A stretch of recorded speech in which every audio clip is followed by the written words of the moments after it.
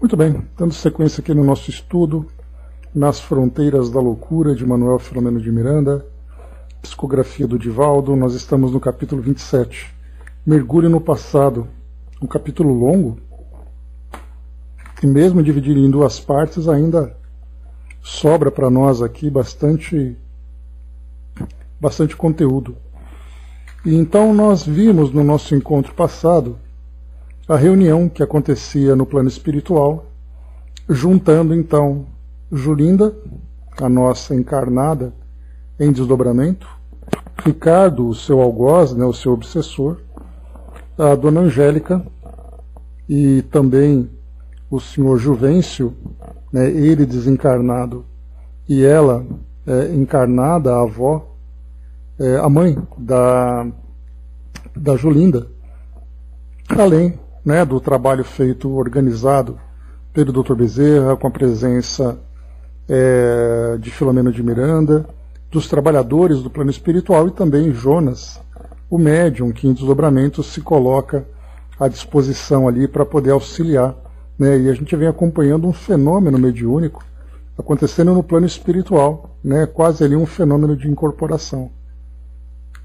Então, isso porque o médium então precisaria auxiliar na comunicação daquele espírito feroz que se manifestou ali naquela reunião.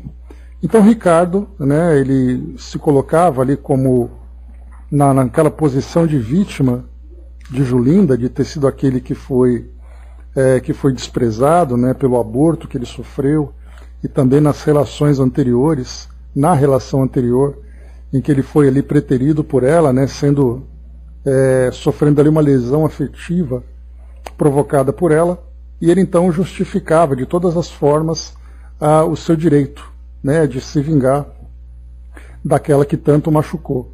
E aí então trouxeram aquele espírito que trazia ali uma perturbação emocional, um distúrbio psíquico bastante severo, a ponto de sofrer transformações no seu corpo perispiritual. E ele trazia ali quase que uma característica, como foi colocado aqui no texto, simiestica, dos símios, dos macacos, chimpanzés.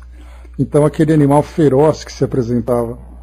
E aí só para lembrar, quando o Ricardo viu aquele espírito, de imediato ele colocou. Ele diz assim para nós: Ricardo sentiu a flechada do ódio do infeliz, que se não tivesse submetido a seguro controle pelo mentor, ter-se-ia atirado sobre ele. Quis erguer-se para sair numa reação de autodefesa no que foi contido pelos assistentes cuidadosos e começou a debater-se. E aí então Ricardo dizia: que tem esse animal contra mim? Interrogou assustado. Não tenho afinidade com essa classe de seres. A minha área é outra. E aí então o Dr. Bezerra coloca, esse animal é um irmão nosso que a tua incúria levou ao desespero. Crê-te injustiçado, no entanto, encontra-se ante os teus olhos uma das vítimas das tuas ações malévolas em passado não muito distante. Supões-te com direito a desforço sobre Julinda, mas esqueces-te daqueles que deixaste tombados no caminho enquanto prosseguias alucinados.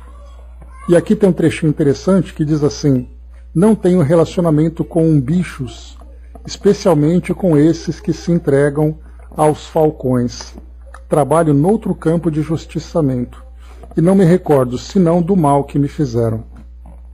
E aí então no final do capítulo, esses falcões, tem aqui uma nota de rodapé que vale a pena a gente conhecer, diz assim, lembrando que são rótulos que os espíritos se dão, que a gente não vai encontrar isso naturalmente de uma forma oficial, que você sabe que todos os espíritos dessa categoria são chamados dessa forma. Assim como nós encontramos esses falcões, bom dia Andréia, nós vamos encontrar também dragões que são mencionados em outras obras, que na verdade ali são formas como os espíritos acabam se rotulando, se identificando, muitas vezes até para trazer uma certa intimidação. Então esses falcões a que se refere o Ricardo, os falcões um grupo de entidades perversas que trabalham mediante hipnose profunda, agindo nos centros perispirísticos, de modo a completar fenômenos de zoantropia psíquica dos que lhes caem nas garras, vitimados pelo ódio. Constituem uma organização que se dedica à prática do mal, usurpando os códigos da justiça de que se dizem instrumentos, vampirizando as energias de suas vítimas, enquanto essas o fazem dos seus desafetos. Demoram-se em regiões de infinito sofrimento, onde, não obstante, sem que o queiram, luz a misericórdia do amor, qual ocorrera com o paciente ali em comunicação, resgatado por diligentes especialistas nesse tipo de socorro, vinculados ao trabalho do incansável Dr. Bezerra de Menezes. Então, nota aqui do autor espiritual, Manuel Filomeno de Miranda. Então, nós já vimos aqui, só para fazer uma pequena coletânea de termos, né, de expressões que já foram mencionadas. Então, nós temos esses falcões, nós temos também, né, bom dia, embaixador, nós temos também dragões, como eu mencionei, nós temos também juízes, temos também tribunais, né? Então são vários nomes que eles usam para se identificarem, né, nesse campo da justiça feita, né, baseada nesse sentimento de ódio e perseguição, né, que eles estão vivendo. Então, na verdade, mais uma vez, eles são apenas denominações que são dadas ali, interpretadas por cada espírito que vivencia, né, nesse ambiente no plano espiritual. Assim como também, né, a gente já viu inclusive aqui no próprio livro aqui do Nas Fronteiras, chamado, né, os seguidores do crucificado, né? Então era o nome dado para os trabalhadores, né, que atuavam, né, na seara de Jesus, por exemplo. Então são apenas nomes ali, isso não tem nada de preocupação com o quesito doutrinário. Mas muito bem, então, seguindo aqui esse ponto, falando sobre essa questão, então foi feito ali todo o debate, né, para que Ricardo então percebesse que ele também tinha uma história, e essa história não se resumia apenas no sofrimento que ele estava vivenciando por causa de Julinda, mas ele também teve uma história que ele próprio construiu com o uso do seu livre-arbítrio. Então nós paramos exatamente no ponto em que diz assim para nós: Julinda, assustada pelo inusitado, lembrando que estavam todos ali, né, os encarnados em desdobramento, no caso Julinda, Jonas, a Dona Angélica, e como desencarnados, mais uma vez, o irmão Genésio e outros trabalhadores, Dr. Bezerra, o Juvencio e outros, né? Então ali, Julinda, assustada pelo inusitado, sem compreender em toda a sua extensão o que ali sucedia, amparada pelo irmão Juvencio e Dona Angélica, que eram os pais dela, né, que orava afervorada, percebia tratar-se de uma ação de alta magnitude. A mãe da obsediada mantinha-se confiante, e porque habituada à oração, facilmente preservava a paz, sintonizando com as faixas elevadas da vida. O diretor espiritual prosseguiu na indução hipnótica. Vimos então Ricardo relaxar, caindo em sono profundo. Nesse estado e sob a forte vibração de solidariedade e fé que de todos irradiava, Dr. Bezerra, com voz calma e energética, propôs. E aí então ele começa a fazer uma indução, nesse caso também fazendo esse trabalho de hipnose, de regressão de memória, né, para que o Ricardo visualizasse a sua personalidade em existências anteriores. Começou então a fazer essa indução e conduzindo ali o pensamento de Ricardo para um determinado ponto. Antes de nós iniciarmos aqui o relato sobre a vida de Ricardo, que vai ali por volta dos primeiros dias de julho do ano de 1722, eu queria trazer para vocês aqui um parênteses histórico, só para a gente poder contextualizar direitinho, né, esse momento, entendermos ali, lembrarmos qual era a situação que eles estavam vivenciando. É um texto pequeno aqui, mas é só para poder trazer para nós um entendimento. vai tratar, né, no caso do Brasil colonial, naquele período de bandeiras, né, de bandeiras e entradas, né? No caso ali eram expedições, exploradores que avançavam por dentro do Brasil. Lembrando que o Brasil foi colonizado principalmente ali na região litorânea, né, começando pelo Nordeste e descendo aqui para a região do Sudeste. E aí então esses grupos entravam, né, no interior do Brasil em busca não apenas de riquezas, né, pedras preciosas, metais preciosos, como também escravizando índios. Então era aquilo que a gente chamava de entradas e bandeiras. Nesse caso aqui, isso é importante porque Ricardo está exatamente contextualizado nessa vivência junto com os bandeirantes, né?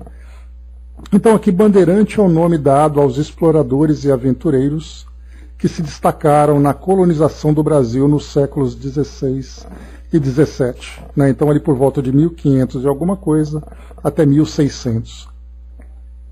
Eles eram chamados assim devido às suas bandeiras, que eram expedições organizadas para desbravar o interior do país em busca de riquezas naturais, escravos indígenas, entre outros objetivos.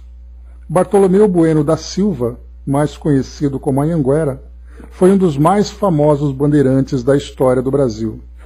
Ele nasceu em São Paulo por volta de 1672 e ficou conhecido como Anhanguera, que em Tupi-Guarani significa diabo velho ou espírito do mal.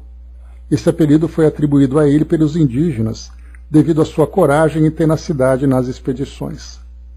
Anhanguera liderou várias bandeiras e foi responsável por explorar e desbravar grandes extensões de território, principalmente no interior do Brasil. Sua atuação se concentrou principalmente nas regiões de Goiás, Mato Grosso e Paraná. Uma de suas expedições mais famosas foi a bandeira que partiu de São Paulo em 1722 em busca das lendárias minas de ouro do sertão de Goiás. Anhanguera liderou um grupo de cerca de 50 homens nessa jornada perigosa, enfrentando dificuldades como ataques de indígenas hostis, doenças, fome e outros perigos naturais. Apesar dos obstáculos, a expedição foi bem sucedida e resultou na descoberta de importantes jazidas de ouro na região de Goiás. Anhanguera também teve um papel significativo na consolidação do território brasileiro, estabelecendo contatos com diferentes grupos indígenas e contribuindo para a expansão das fronteiras do Brasil colônia. O legado de Anhanguera e dos bandeirantes em geral é complexo. Por um lado, eles desbravaram territórios inexplorados e abriram caminho para o desenvolvimento e a colonização do Brasil. Por outro lado, eles também estiveram envolvidos em conflitos violentos com os povos indígenas, além de participarem da escravidão de indígenas e africanos. Atualmente, o nome Anhanguera é lembrado e homenageado em várias regiões do Brasil, com o nome de avenidas, instituições de ensino e outros locais, sendo reconhecido como uma figura importante na história do país. Então aqui, só para a gente contextualizar, essa era a situação vivida naquela época. Foi tratado para nós aqui de 1722, uma expedição que saía daqui da região do Vale do Parnaíba, que vai ali, né, no Nordeste brasileiro, e dessa vila do Parnaíba eles seguiram então em direção a Goiás, no interior aqui do Brasil, né, exatamente para poder buscar essa grande expedição histórica. E coincidentemente, ou não coincidentemente, exatamente aqui o texto fala de 1722. Né? Então, esse 1722 bate com essa grande expedição que menciona aqui a liderança de Anhanguera com outros 50 homens. E aqui é exatamente o que a gente vai entrar nesse texto, então. Então vamos lá. Pois é, mas não é esse Parnaíba do Piauí, embaixador. É um outro vale do Paraíba, né? Do Parnaíba aqui em São Paulo, na região aqui da rodovia Presidente Dutra, que vai para o Rio de Janeiro, né? Então, Parnaíba, né? Então, naquela região também. Mas vamos lá. Então, o Dr. Bezerra faz aqui uma indução dizendo assim para nós. Recordemos os primeiros dias de julho do ano de 1722. A azáfama da bandeira, que deverá sair da vila de Parnaíba, sob o comando do Anhanguera, na busca do ouro e das pedras preciosas nos altos de Goiás, acelera os corações e agita os homens ávidos de aventura e de fortuna. Então era aquela preparação, né, para que essa expedição então saísse. E a gente lembra, né, que o Brasil viveu naquele período, né, a presença de muitos desses conquistadores, desses exploradores, mas também de muita violência. Né, e é exatamente nesse contexto de violência que a gente está entrando agora. Com a liderança de Anhanguera, que ele era temido, né, como a gente viu, e ao mesmo tempo também aqui daqueles que eram, né, os participantes desse grupo. Vamos lá. As lendas que emocionavam a capitania falavam do fácil poder e das glórias que podiam usufruir na corte lisboeta, fascinada pela opulência da colônia distante. Amanhecera um dia úmido e frio. Na fazenda, o senhor Antônio José Taborda da Silva, que fará parte da aventura, havia estabelecido que alguns escravos o acompanhariam. Destacara um homem forte e sua mulher para o seguirem. Afirmava necessitar de ambos, sem recordar-se dos 3 filhos deles que ficariam na senzala, órfãos de pais vivos, não se compadecendo dos sentimentos dos genitores, que seguiriam estrangulados de dor. Né? Então aqui temos aqui essa nossa primeira personagem, né? Senhor Antônio José Taborda da Silva. Então ele que era o fazendeiro que iria acompanhar a expedição. Né? Dudu lembrou aqui embaixo, né? O Vale do Paraíba é um acidente geográfico natural que abrange as regiões, né, metropolitana do Vale do Paraíba e Litoral Norte, no estado de São Paulo e região sul fluminense, no estado do Rio de Janeiro. Né? Então é por ali que a gente está vendo. Aqui o nome Vale do Parnaíba, né? Então, mas é também aqui em São Paulo, e era daqui que partiu então, né, essa expedição em direção a Goiás. O escravo Manuel suplicou ao amo que permitisse ficar com a companheira, enquanto ele redobraria esforços para cumprir com os deveres na viagem ao desconhecido.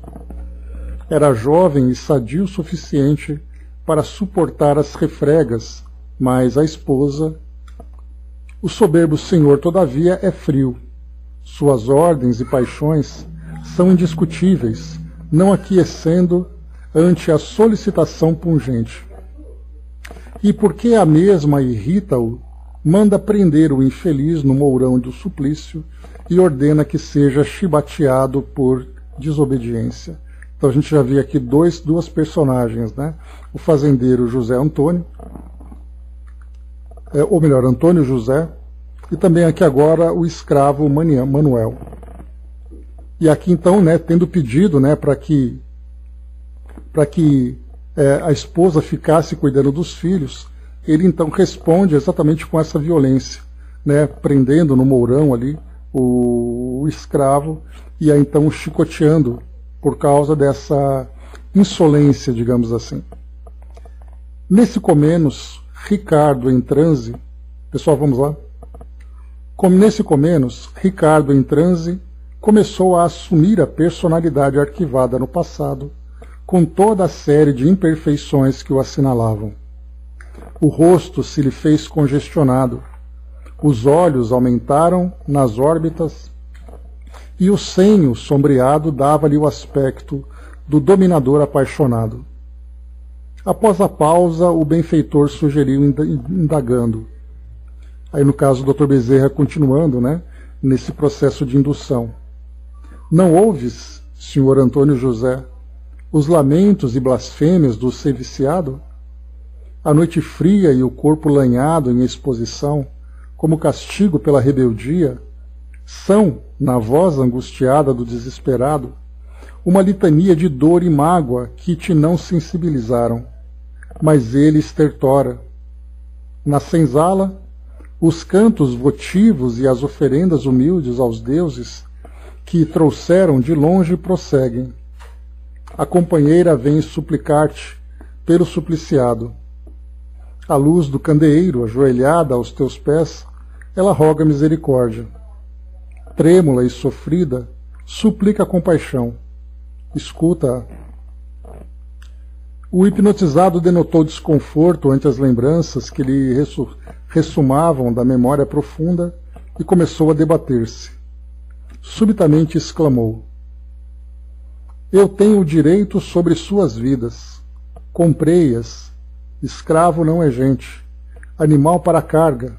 Não tem alma. Não merece consideração.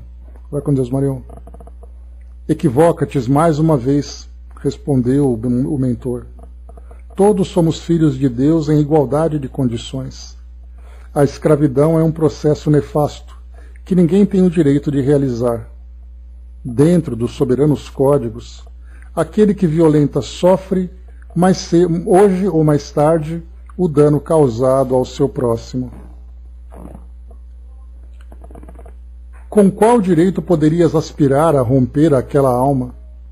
Companheira dedicada do seu marido e mãe abnegada, cumpria com os seus deveres junto aos teus, na fazenda. Porque, jovem, anelava submetê-la aos teus caprichos. Ela o percebia na sua posição de submissa e evitava-te. Com o esposo a morrer ao relento, dilacerado, vem suplicar-te misericórdia. Que fazes? Intenta subjugá-la na tua hedionda sede de prazeres inferiores. Não fosse a inesperada presença da tua esposa, sempre sofredora e magoada. Então aqui o marido, Manuel, agonizando lá no tronco, né, do suplício, e ele então submetia a esposa de Manuel aos caprichos sexuais dele, né, e não faria mais se não fosse pela presença da esposa dele, né, Antônio José, ali próximo. Odeio a desgraçada que me escapou, rugiu entre dentes cerrados. Um dia me vingarei. É tarde, meu amigo. Desencadeaste longa tragédia que se arrasta há mais de 2 séculos. A tua escrava ali se encontrava sob a imposição de um resgate imperioso, cuja dívida adquirira na civilizada e preconceituosa Inglaterra, de anos antes. Renascera em terras da África, programada pela consciência divina, para recuperar-se no Brasil colônia, na condição de apátrida, sem direitos, aprendendo a amar a carne alheia ao lado da sua, sofrendo para sublimar-se.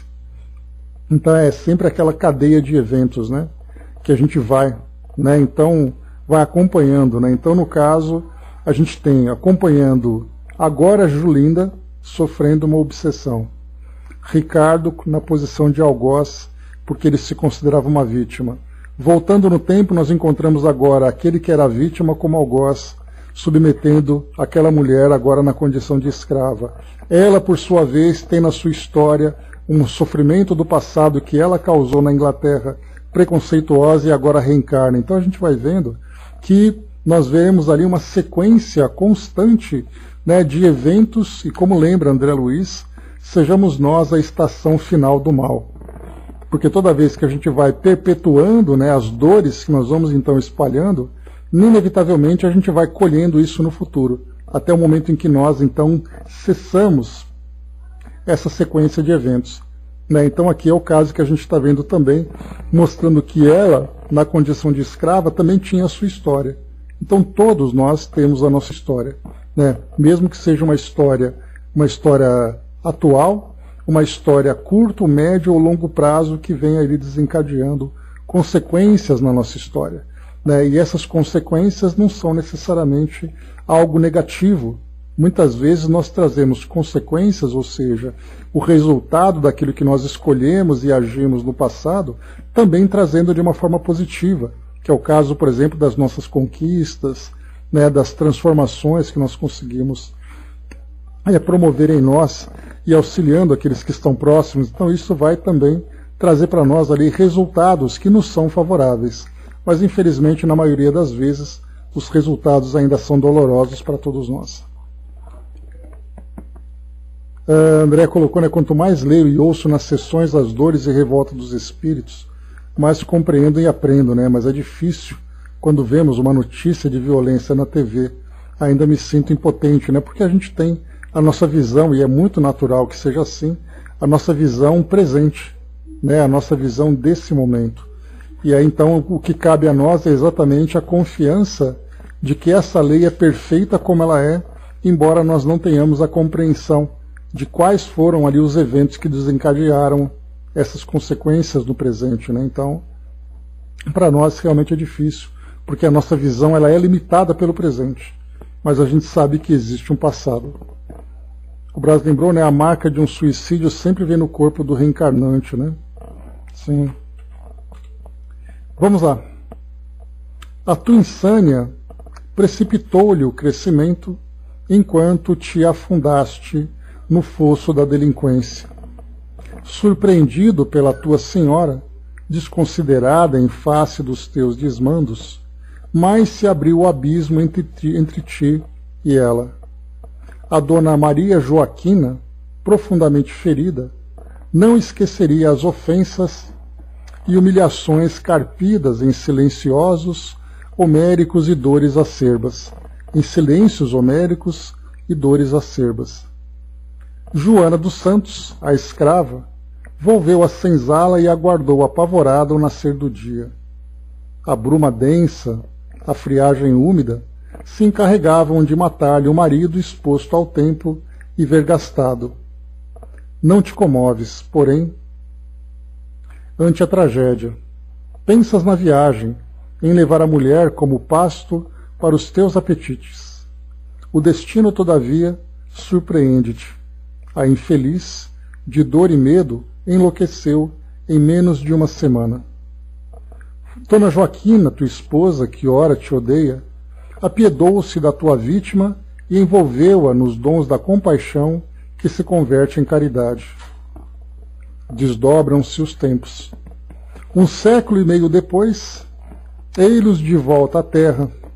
O pobre escravo que sucumbiu sob a tua violência renasceu contigo no mesmo lar, a fim de que a fraternidade vencesse os sentimentos inferiores que se guardavam na alma.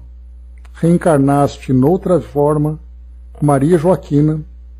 Reencontraste noutra forma, Maria Joaquina, agora requestada pelo teu irmão, que te detesta, em surdina, sentimento, aliás, recíproco. Ao vê-la, a consciência culpada pareceu impor-te a necessidade de recuperação. Então, só para a gente lembrar, passou aquele período de 1722, voltaram então a se reencontrar, né, a esposa, a dona Maria Joaquina, reencarnando agora, casando com um irmão que detesta e também que é detestado por ele.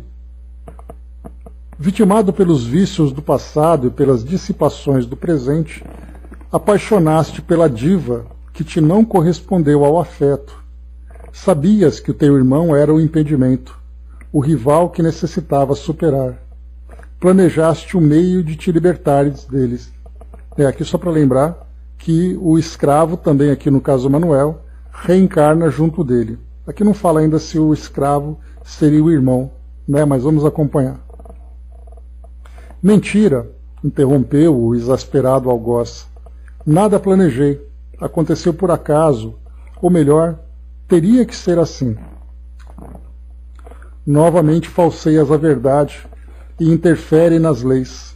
O ex-escravo, que reencarnara para abençoar a protetora de sua viúva, antes desvairada, que ora retornou na condição de mãe de Maria Joaquina, que já se lhe vinculava desde muito antes. Então, mais uma vez aqui, a ex-escrava, então, que era de nome Joana dos Santos, reencarnou como mãe dele.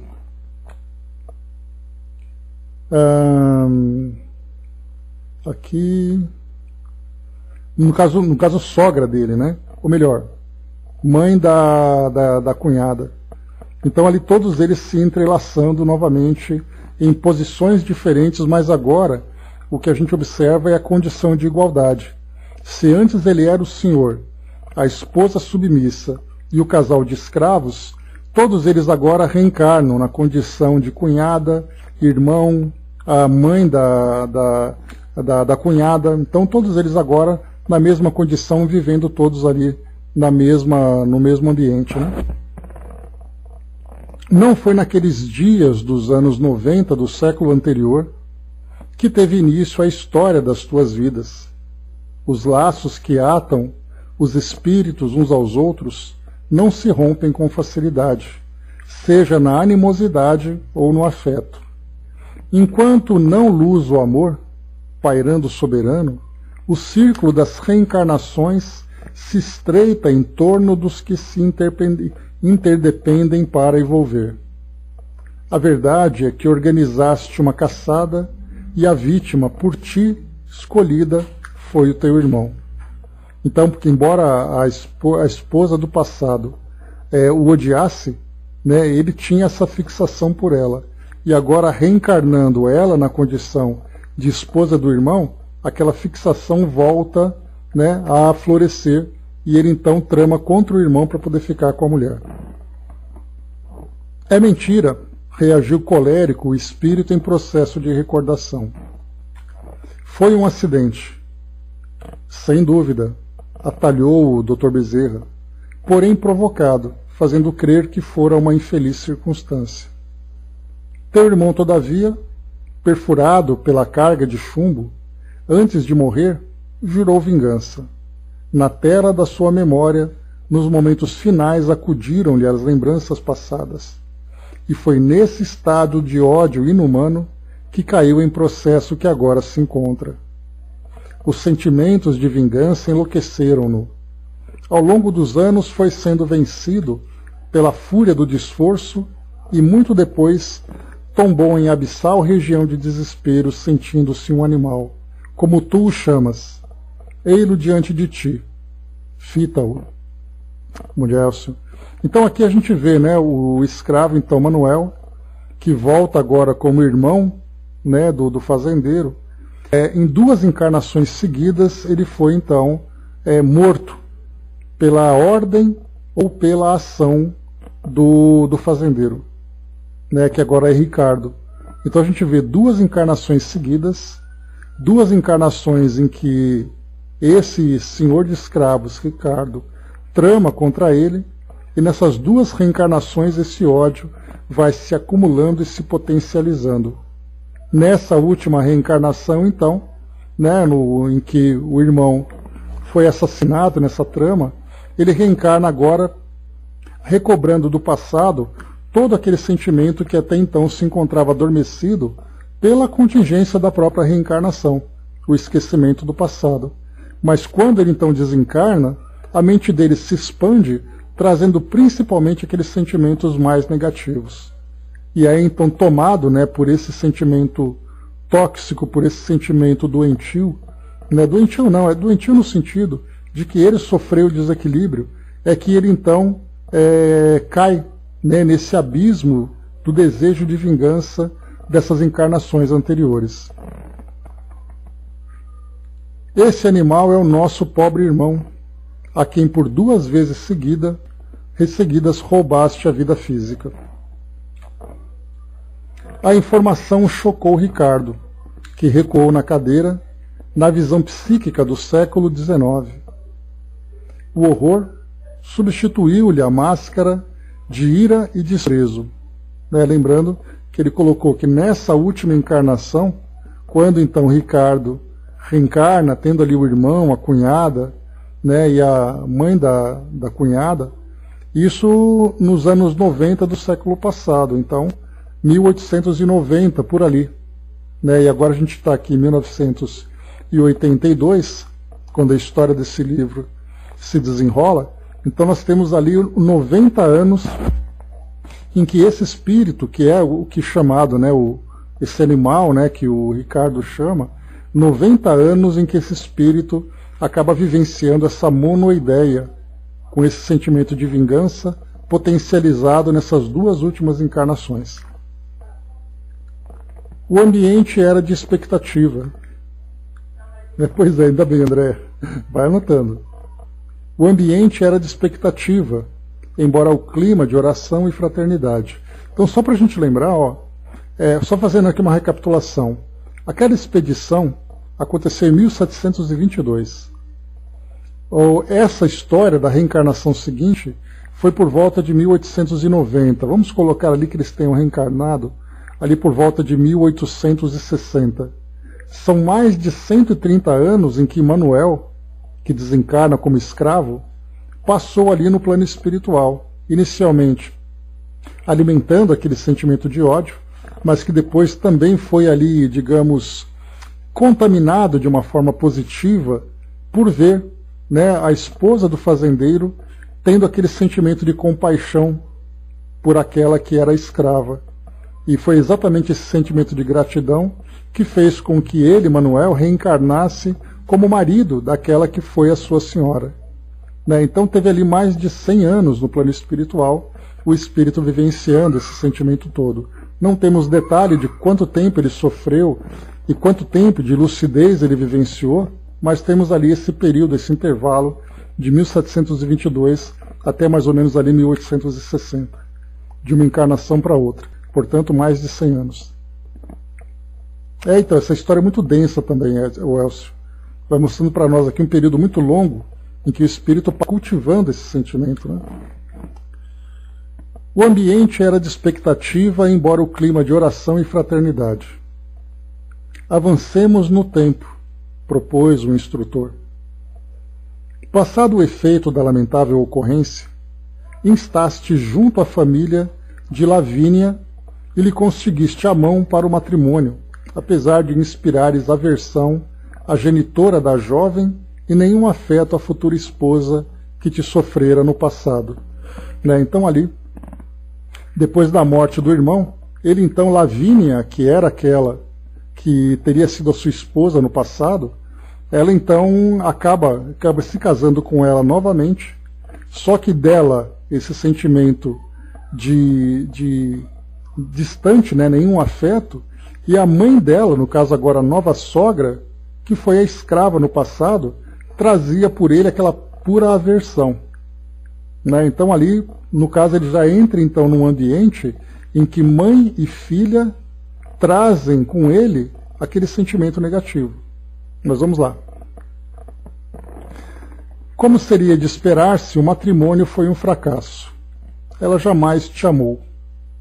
Espicaçado pelo ciúme que te inspirava, Alfredo, o irmão que assassinaste, num dia de embriaguez e agressão, confessaste o crime, o horrendo crime. Então Alfredo era Manuel no passado, que reencarna como Alfredo. A pobre esposa não conseguiu sobrepor o perdão à mágoa, do que nasceu sob a inspiração de Alfredo desencarnado, que impusera entre ti e ela o pensamento de desforço. Bom dia, Didima. Então aqui, né, depois do Alfredo desencarnado, ele então passa a se tornar aquele obsessor, né, influenciando aquela que foi sua esposa, Lavínia, a cultivar aquele sentimento de desprezo do nosso personagem aqui, do Ricardo. Mas vamos lá. Numa noite de novo excesso de alcoólicos, destacando-se e semi-dominada pelo agora teu adversário oculto, enquanto dormias intoxicado, ela asfixiou-te com uma almofada de plumas, rigorosamente aplicada no teu rosto. Também não houve testemunhas, senão as consciências de ambos e a entidade desencarnada presentes. Julinda, que experimentava parte da indução hipnótica, assistida, como dissemos, pelo irmão Juvencio, começou a gritar: odeio o infame e o matarei 1000 vezes. Ele sempre me desgraçou. Não o albergarei em meu ventre. Eu sei que ele deseja vir, a fim de infelicitar-me outra vez. Matei-o e o aniquilarei novamente. A pobre estava transtornada. Então agora a gente já começa, né?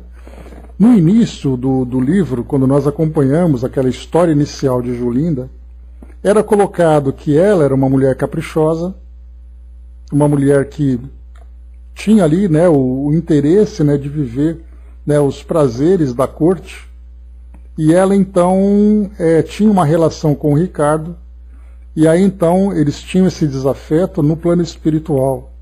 Eles se programaram para reencarnarem juntos, no caso ela vem primeiro como Julinda, e ele como filho, e ela então o aborta.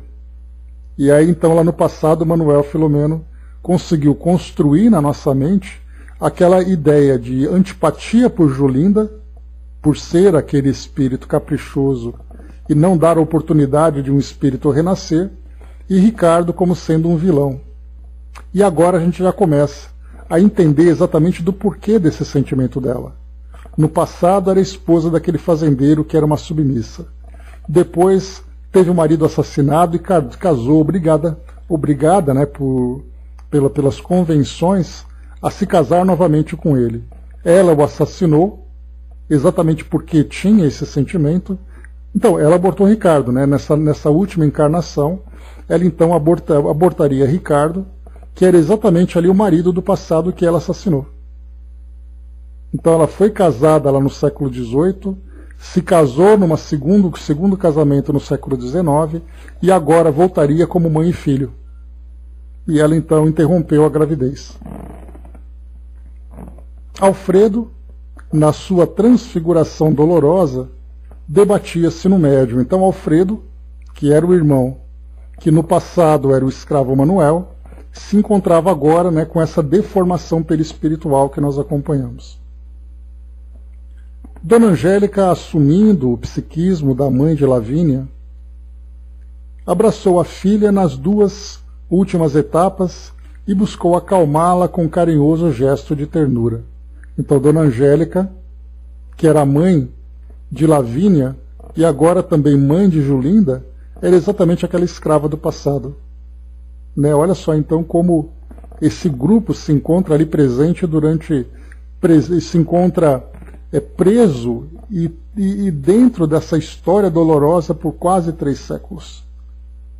Né? Então não é à toa que nós vemos aqui sentimentos altamente potencializados por esses sentimentos desequilibrados. A moça, porém, apresentava-se alucinada. Misturavam-se o medo e a raiva numa ação devastadora. Controlando a situação geral, o mentor acercou-se da desorientada obsessa e falou-lhe: Julinda, Ricardo, teu ex-marido, a quem negaste o corpo, interrompendo-lhe a vida física, necessita recomeçar. Só o amor de mãe e o sentimento de filho poderão alterar essa situação danosa que dura sem necessidade. Ele infelicitou-me, exclamou. Quanto também já o infelicitaste por 2 vezes, obtemperou o amigo espiritual. A justiça sempre se realiza, não porém conforme os nossos padrões. É necessário que alguém perdoe, a fim de que se recomece na marcha do progresso, na busca da paz. És amada. E ele? Roberto, teu esposo, convocado de longo período das tuas existências planetárias, veio em teu socorro. Lembrando que Roberto era o marido dela atualmente, né, encarnado, que também se encontrava em desdobramento, um espírito bom, um espírito de bom coração, que veio, né, tendo ali relação com ela, com o passado, que nós aqui não acompanhamos, mas que veio com o compromisso de dar a ela sustentação, para que ela pudesse receber Ricardo e os dois pudessem se reconciliar, tendo como filho de ambos aquele que foi o algoz dela do passado e também a sua vítima. Mas com esse ódio todo vai ser provavelmente uma péssima mãe. É bem provável, Andréia. Principalmente do modo como ela sentia, ela teria isso, mas seria um sentimento novo. Teria provavelmente aquele filho possessivo, aquele filho com aquele complexo de Édipo, né? Porque já que se casou com ela por 2 encarnações, voltaria agora com esse sentimento de possessão. Né? Enfim, temos ali, né, vários sentimentos que vão aflorando nas nossas personagens. Vamos lá. És amada. E ele? Roberto, teu esposo, convocado de longo período das tuas existências planetárias, veio em teu socorro. Dona Angélica, após muito sofrer sem ódio, nem ressentimento, a quem amparaste, quando, louca, na condição de escrava, recebeu-te nos braços também 2 vezes e já te amava.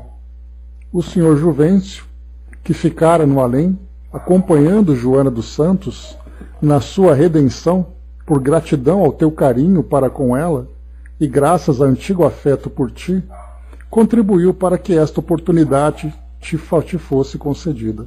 Então é interessante a gente ver Juvencio, que foi o pai de Julinda, e Roberto, seu atual esposo, 2 espíritos que vieram para contrabalancear esses sentimentos dolorosos que foram cultivados durante tanto tempo. Seriam ali 2 benfeitores daquele grupo, no caso dela em especial, que vieram para dar esse apoio. Então não é apenas, quando a gente imagina, numa programação reencarnatória, você juntar os desafetos e deixá-los ali à própria sorte, para ver no que dá. Há aqueles que estão ali presentes trabalhando para que isso funcione. Tanto é assim que foi Roberto que sugeriu para Julinda, lá no início do casamento, que eles tivessem um filho. E ela então recusava, ela negava, ela criava resistência, veio a gravidez e ela abortou. Mas Roberto estava sempre ao lado dela, dando aquele apoio para que ela levasse a termo essa gestação. Porque sabia inconscientemente que ali estava a necessidade do reencontro daqueles espíritos. É exatamente isso aí, pessoal. Vamos lá. Não malbarataste o esforço de tantos, por capricho da mágoa que não se justifica, arruinando todas as esperanças de paz, num momento que poderá alongar-se por séculos de sofrimento sem limite, caso persistas na negativa. Este é o momento de todos nós. O Senhor faculta-nos a hora da iluminação. Aproveitemo-la. Julinda saiu da revolta para as lágrimas, repetindo: tenho medo, não lhe suporto a presença. Confia em Deus, minha filha, auxiliou-a o orientador. A proteção do Pai não falta nunca. Não te serão escassos o carinho nem a ajuda. Ricardo deverá voltar a fim de que todos se libertem do mal que os vem vitimando. Concedeu-lhe a oportunidade de redenção. Concede-lhe a oportunidade de redenção, a fim de que ele te faculte a bênção da paz. O teu gesto socorrerá Alfredo, que te inspirou ternura e agora se encontra dominado por terrível deformação. O amor é luz que suplanta toda sombra e medicamento para todos os males. Serás mais feliz se facultares socorro, amparando-te no amor gentil que liberta. Medita e aquece. A palavra do benfeitor, em doce inflexão, penetrava a alma em sombras da enferma, que cedia dulcificada pela vibração poderosa do amor que dele se irradiava. A verdade é que Julinda não podia nem devia ver Alfredo na situação em que ele se debatia. Aqui só para lembrar também, esse é um detalhe interessante quando a gente percebe, quando a gente começa a estudar um pouco sobre programação reencarnatória. Muitas dessas programações vão unir espíritos que são grandes desafetos do passado.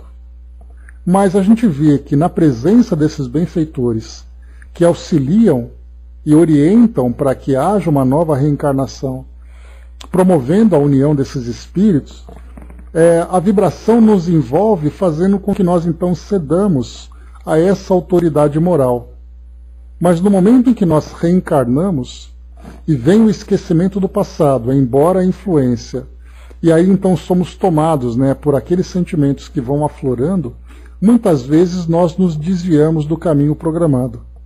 Mas no momento da aceitação daquele planejamento, nós estávamos ali envolvidos nessas vibrações amorosas e até mesmo confiantes. Mas no momento em que nós nos vemos aqui, entre aspas, sozinhos, aí então nós fraquejamos e acabamos depois tomando outra direção. André colocou agora uma dúvida. Não poderia afirmar que ela casaria realmente com o Ricardo porque ela tem o livre-arbítrio. No caso aqui, né, o casamento, ele veio na condição de filho, né? E pode casar com outro, atrasando ainda mais os acertos, né? Então aqui ele viria como filho, exatamente porque o sentimento, nós já falamos sobre isso em outras oportunidades, no momento em que há uma programação reencarnatória, uma determinada configuração dentro de uma família tem por objetivo desenvolver, não venha como filho novamente, porque ela já era casada com Roberto, esse espírito mais adiantado, né? Esse espírito mais amoroso. Então esse novo sentimento que brotaria entre eles, que eles deveriam vivenciar, seria uma forma de diminuir a intensidade daquela paixão, daquele apego, daquele sentimento de possessão que no caso, né, o Ricardo tinha no passado nas duas encarnações por causa dela. Então eles estavam ali unidos na primeira vez. No segundo, ela viria casada com o seu irmão, que era o Alfredo, né, que era ali o escravo, e o objetivo seria nutrir por ela, nessa condição de cunhada, um sentimento fraternal. Porque a proposta, né, a gente vai colocar aqui qual é o resultado ideal e depois analisar qual é o resultado real. O resultado ideal seria o irmão casava com aquela mulher, ele então respeitaria esse casamento, respeitaria aquela mulher, né, o sentimento fraternal por ela, e aí no final todos se entenderiam. Só que na realidade ele alimentava ainda aquela antipatia pelo escravo, alimentava aquele sentimento de posse pela esposa, e os dois se tornaram alvos, né, do seu planejamento. Então aquilo que é ideal e aquilo que é real, a gente acaba vendo um caminho oposto. Nessa encarnação passada, no século XIX, quando ele deveria cultivar esse sentimento diferente pela esposa, pela ex-esposa, agora cunhada, esse sentimento mais fraternal, não funcionou. Ele tramou contra o irmão, casou com ela novamente e foi assassinado porque ela ainda trazia esse sentimento doloroso. Agora, nessa última existência em que eles se reencontraram, ou que viria agora nessa última encarnação, bom dia, dona Miriam, viria agora a relação de mãe e filho. Então, duas encarnações daquele apego homem e mulher, e agora a relação de mãe e filho, que é um sentimento muito intenso, né, e traz ali uma característica muito diferente da relação entre um casal. Então são posições diferentes que eles ocupam para poder fazer com que haja uma transformação afetiva entre eles. Porque quando a gente fala sobre amor, né, o amor ele quando a gente passa a compreender a sua extensão e a sua profundidade, a gente vê que o amor ele pode se manifestar de várias formas. Uma relação entre casal, uma relação entre amigos, uma relação entre mãe e filho, uma relação entre irmãos. São características diferentes, são nuances diferentes do mesmo sentimento. Só que a tendência é fazer com que os espíritos então se reencontrem numa nova reencarnação a fim de encontrar o equilíbrio para aquilo que está desequilibrado. Então, a oposição àquele sentimento de casal, aquele sentimento mais físico entre dois espíritos, a oposição a esse sentimento é exatamente o sentimento materno, o sentimento paterno. Inclusive nós estudamos naquelas obras do Chico, quando Emmanuel trazia para nós ali algumas histórias, né, trazia para nós algumas relações do passado, nós víamos ali, inclusive nas trovas, né, lá com Cornélio Pires, que nós acompanhamos, nós vimos ali indivíduos que tinham relações no passado.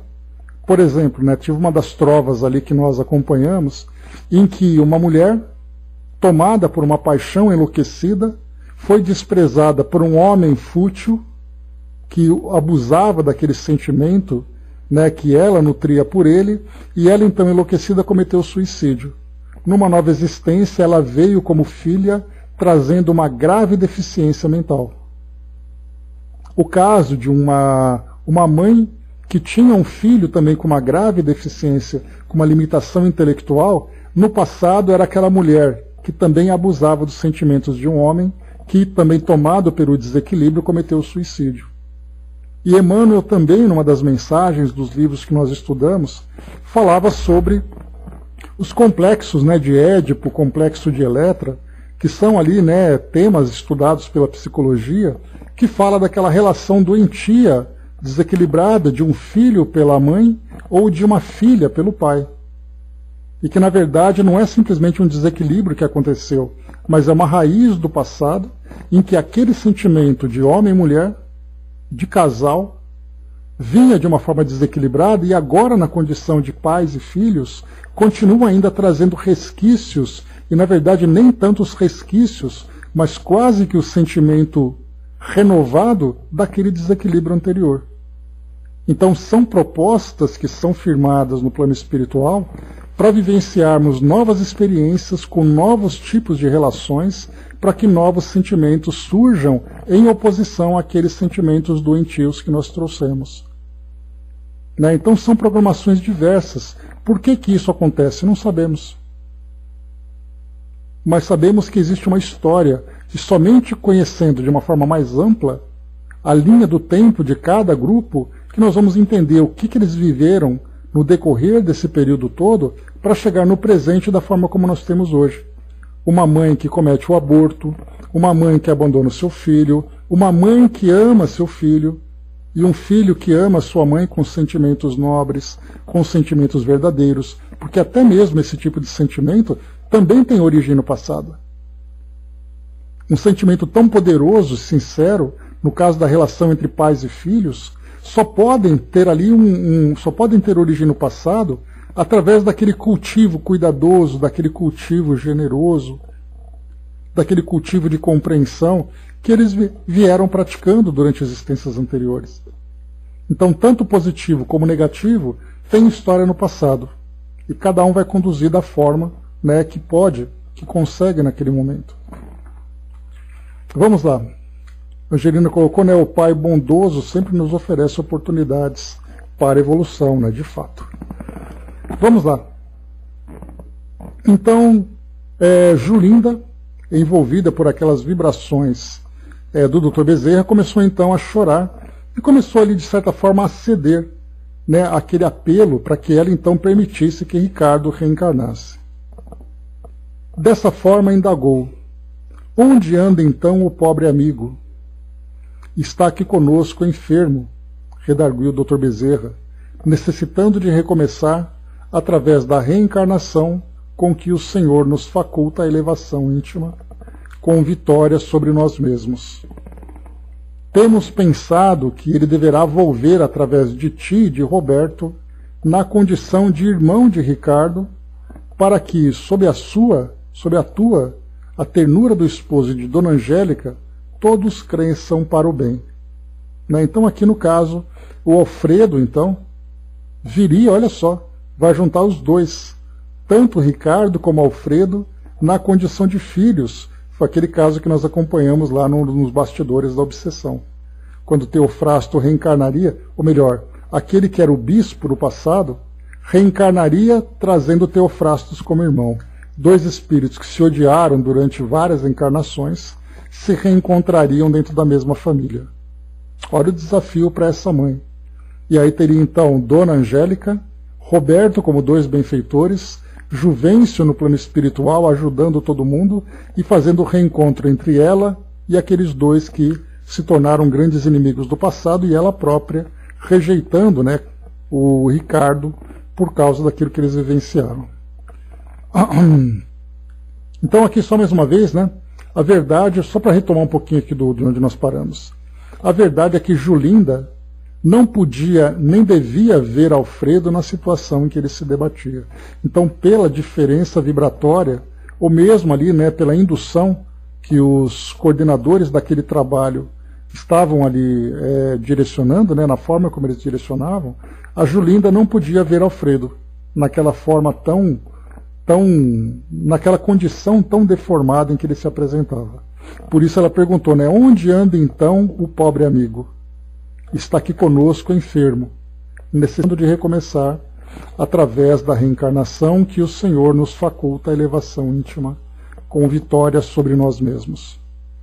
Temos pensado que ele deverá volver através de ti e de Roberto na condição de irmão de Ricardo, para que, sob a ternura do esposo e da dona Angélica, todos cresçam para o bem.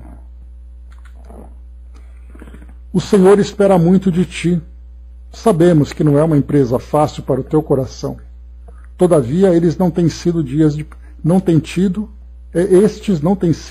de paz, senão de infinitas amarguras e receios, quando te encontras nas fronteiras da loucura.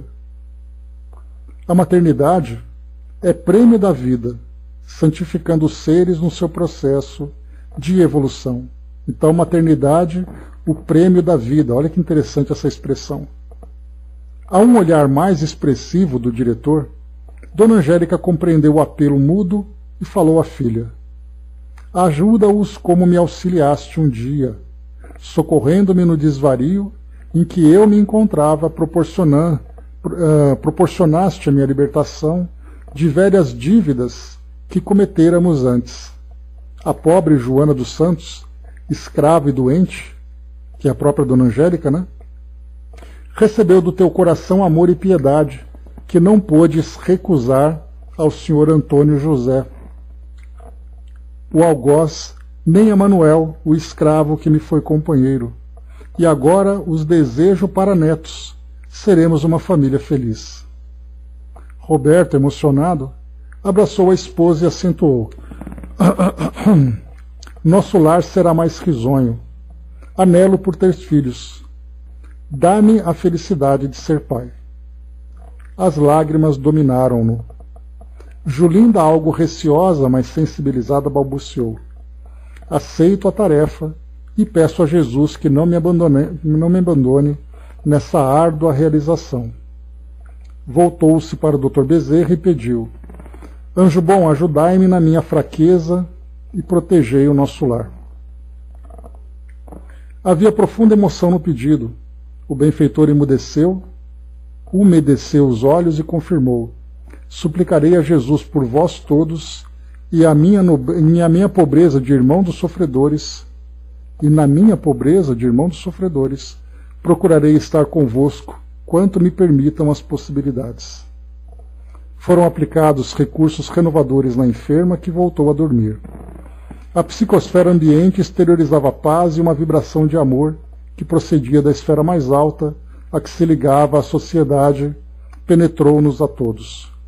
Ricardo silenciara meditativo, e Manuel, na sua afeição transtornada, acalmou-se. Percebia-se nos olhos brilhantes a cortina de lágrimas que traduziam entendimento e lucidez a respeito dos acontecimentos ali desenrolados. A tarefa, porém, não estava concluída. Então aqui terminamos o nosso capítulo. O próximo, os trabalhos de recuperação, né, vai falar para nós aqui um pouquinho sobre a sequência agora, né, desse planejamento todo que nós estamos acompanhando. Só para lembrar, pessoal, nós estamos aqui já em 83% do nosso livro, né? Tinha falado para vocês que traria o próximo título, mas eu trago no próximo encontro na quarta-feira. Qual vai ser o próximo que nós vamos acompanhar, né? A próxima trama que Filomena vai trazer para nós, trazendo ali, né, os sempre ensinamentos valiosos a respeito dessas influências espirituais, desses processos de obsessão e todos os trabalhos de desobsessão. Então vimos ali várias personagens. Não, Sexo e Obsessão vai ser o último, Dudu, é o 10º livro. Nós estamos aqui no 4º, se eu não me engano. Vou pegar mais um livro só